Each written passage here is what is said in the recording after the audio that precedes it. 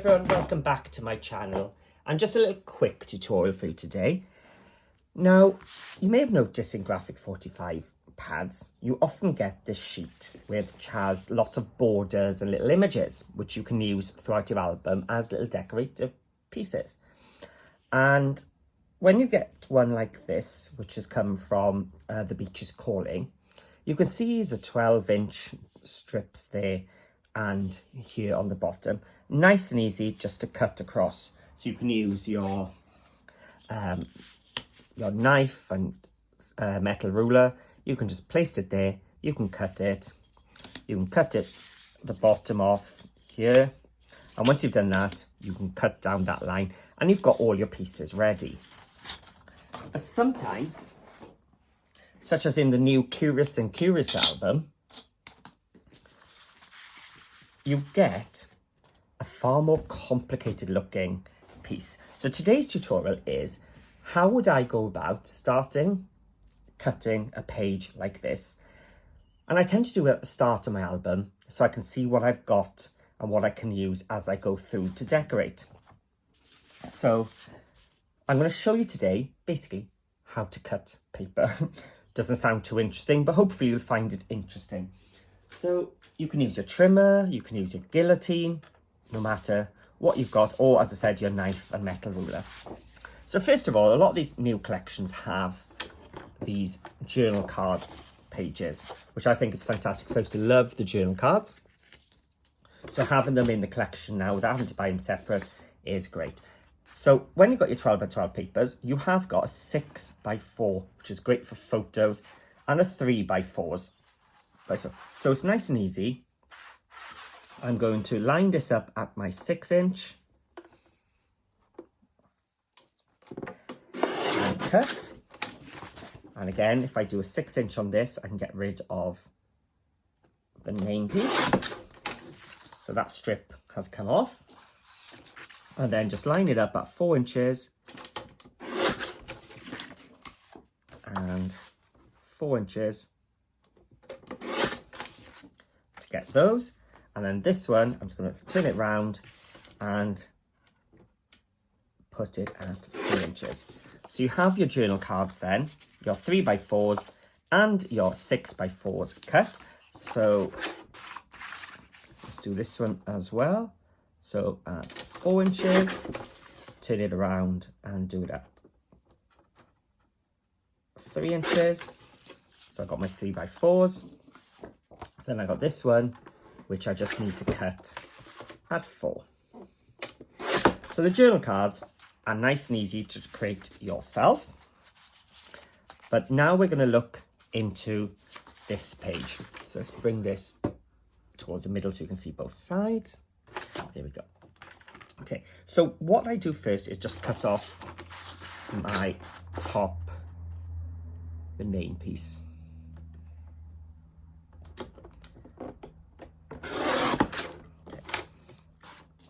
And then I start to look at my paper and I need to find somewhere where it starts at one end and it goes all the way across.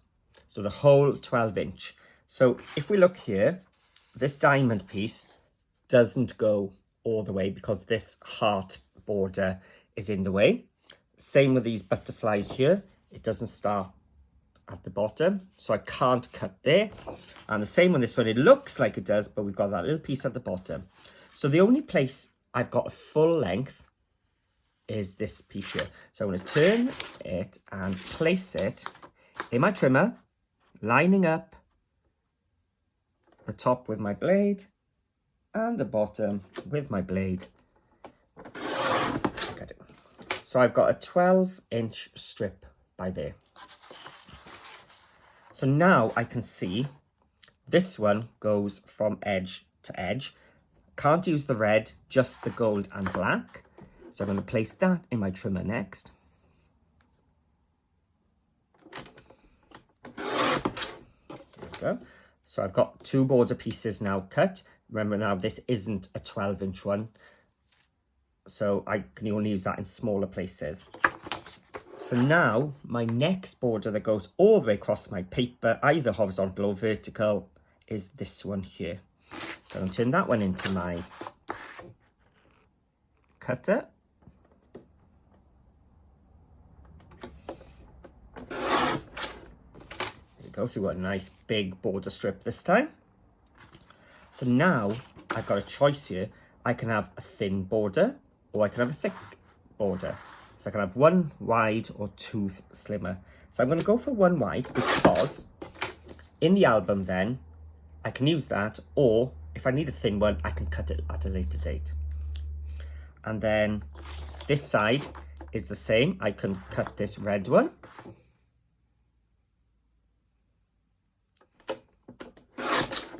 And then this gold one.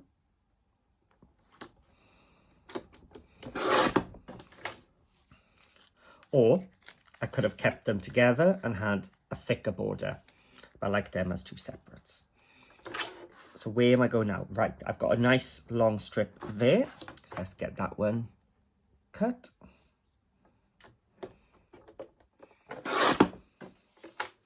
So this one now is 9.5 inches. So you think then start thinking about your measurements for your pages and your pockets. I can cut this right across here, and I can get a photo mat of a photo or an image piece and a border from here. So I'm going to cut 1, 2, and if I'm right, this is now a 4 by, or just smaller than 6 inches, but I could use that as a photo mat. We've got a small decorative piece, and we've got a smaller journal card or image sheet. So now I've got quite a few places now I can come vertically down. So again, I'm looking for those pieces which go all the way across my paper. So this one goes all the way across, all the way down this time I should say. So we've got those floral pieces. Now this one can go like so. So we've got those roses. So we can keep that as one piece, or we can do 2 separate pieces with that one. And with this one, you can cut it down the middle, or what can be quite nice with this, I didn't bring my scoring board, is if you take your scoreboard to get a nicer crease, you can actually make a little booklet out of this one, like so. Let me just trim off that tiny bit of excess. So for the little tiny image, you can turn it into a little mini book, which you can just sort of tuck in. So that is how I go. Find the other one.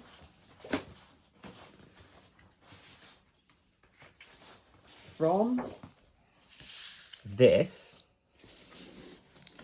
to this.